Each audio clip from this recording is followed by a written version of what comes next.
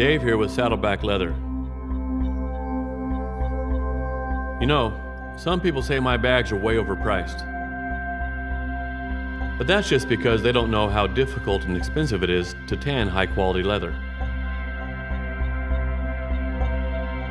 Well, today I'm going to show you how they do it. And it all starts with a hide. Like the one on this cow I'm riding. Come on, Whisper. To the slaughterhouse.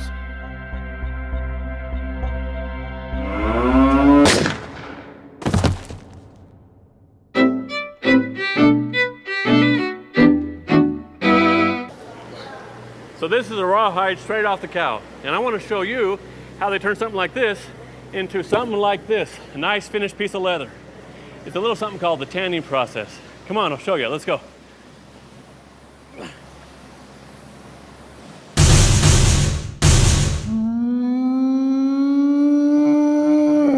So this is where the hides come in to the tannery. This is what the leather looks like straight off the cow. So this is where they get the salt off the hides.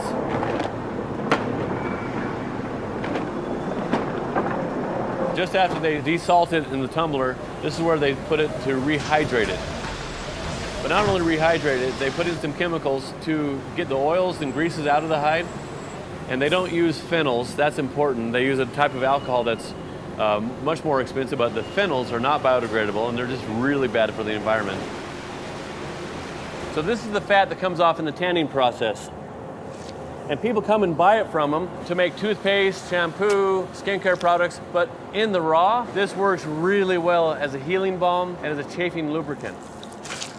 So the next process is real easy. It's the dehairing process. What they do is they tumble it for another 24 hours with a whole lot of water, some sodium sulfides and various other things, and that bloats it and gets the hair out. This is the process of demeating. This is what when they take the hide after it's soaked in here to get the hair off, and they demeat it, flip it over, demeat the other part of it, it's good to go.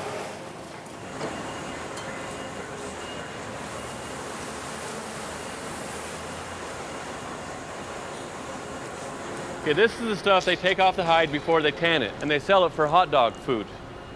Hot dog food. Hot dog food. Hot dog food. Hot. This is the preparation so it can receive the chromium. So what they do here is the ice with sulfuric acid, and for about an hour they inject it into the drum here. And that opens up the molecules, getting them ready to accept the chromium. And then when they put the chromium in, the pH level will be really low and the chromium will get deep down and penetrate the hide. This is the important part. This is where they add the chromium into the leather. The leather has been kind of brewing with the sulfuric acid for quite a while, several hours. And now it's ready to accept the chromium. And it'll penetrate down in there, and then they'll put a little magnesium oxide in there, and it'll help it to bond with the fibers at a molecular level, and you have a nicely tanned leather. Now, if they don't do this part right, then you get a bad leather. Then what will happen is chromium-3, it'll turn into chromium-6, and that's carcinogenic. So what a lot of places will do, they won't even check. Maybe they might accidentally send out bad leather, but this place is constantly checking. If they have to redo it, they have to redo it. But this is the biggest part of the tanning process right here.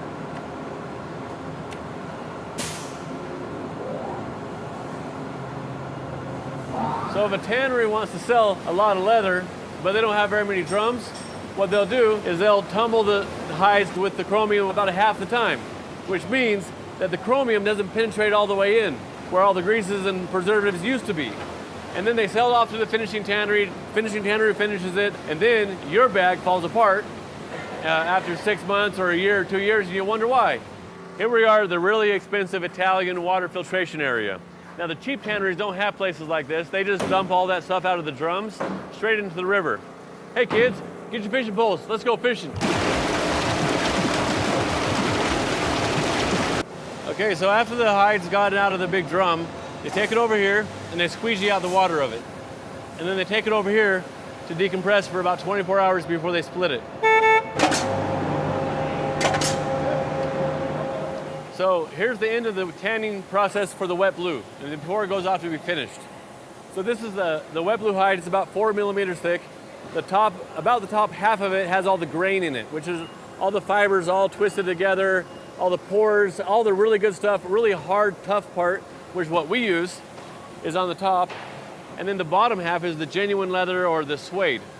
And so what they'll do is put it through here, and depending on what the client wants, if they want it thinner or they want it thicker, they separate it here and give it to them.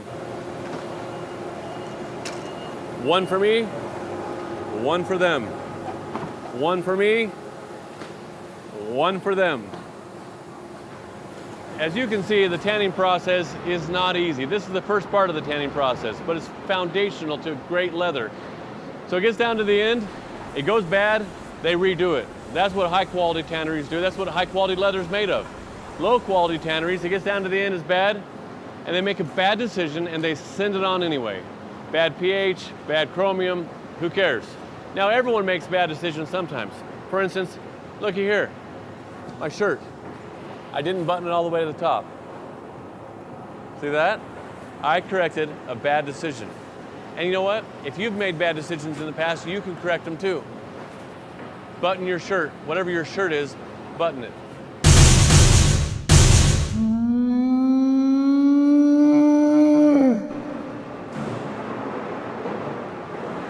So this is the eunuch machine. What this thing does, takes off the top layer of the hide, which has all the grain in it. The grain is all the great stuff, the great fibers that make it strong. The first time I saw this, it kind of went dead inside, like a lot of people do.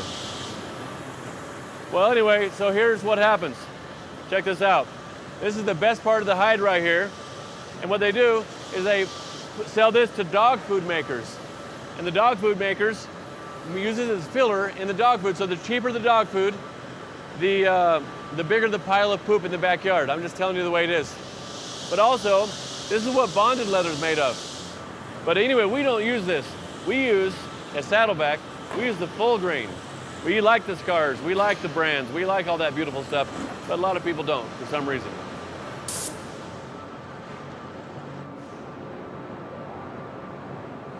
So this is the most important part of the tanning process. They'll tan it for 8 to 10 hours in these things, tumbling them.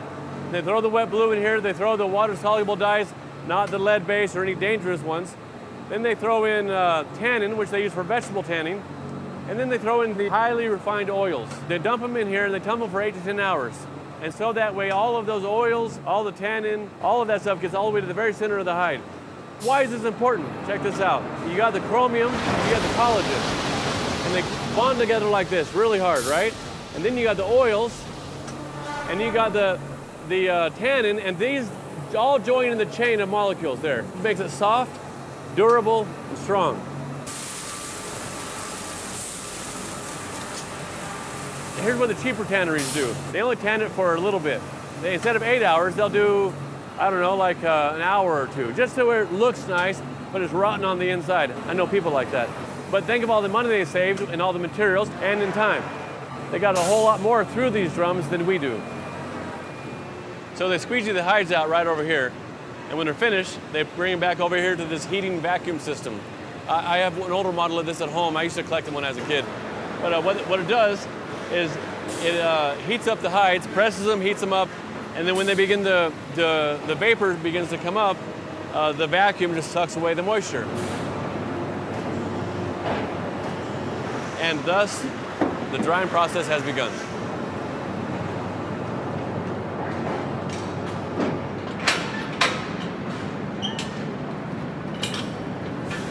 So this is called the toggling process.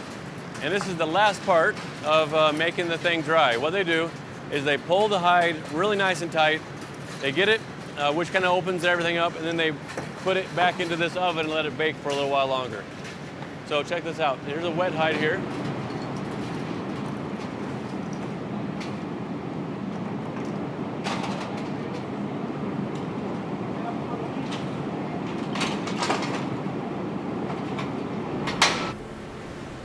So the next step in the drying process is hanging.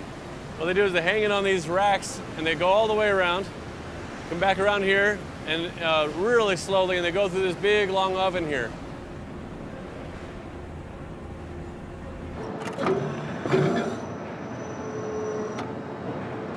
So after they split the hide, they give the full grain part to me, and then they take the suede or genuine leather to this machine here. And they have these different plates they slide in there that have different kinds of grain based on what you want, but there's no grain in the thing. So they have to press the grain into the thing.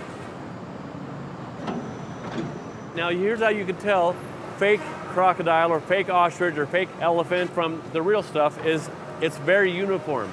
Notice it's all the same width all the way down. In a ostrich, all the dots are evenly spaced. That's not in real life. So they have all the different plates for pressing to get whatever you want. You can get elephant, you can get ostrich, you can get crocodile, you can get aardvark. They can even do house cat, because you know how hard it is to find a house cat this large.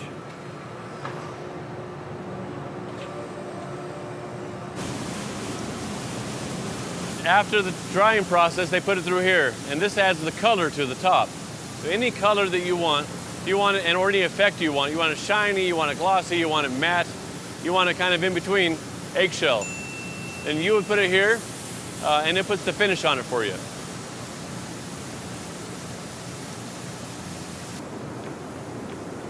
So here we are in the waxing process. Now this is a highly refined wax. It's way more expensive than the lightly refined waxes. And the reason is that we use this is because we want it to go deep down into the fibers and to sit there.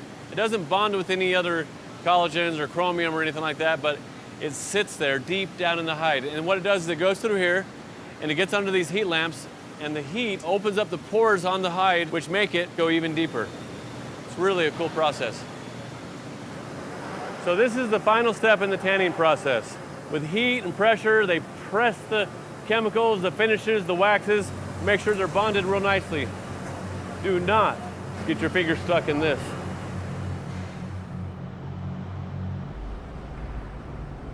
So what I really hope is that from what you just watched, it'll give you a better, appreciation and help you to value more high quality leather and high quality products, whether they're briefcases or furniture or leather suits, that for the rest of your life you'll gravitate toward investing in high quality things that they'll fight over when you're dead.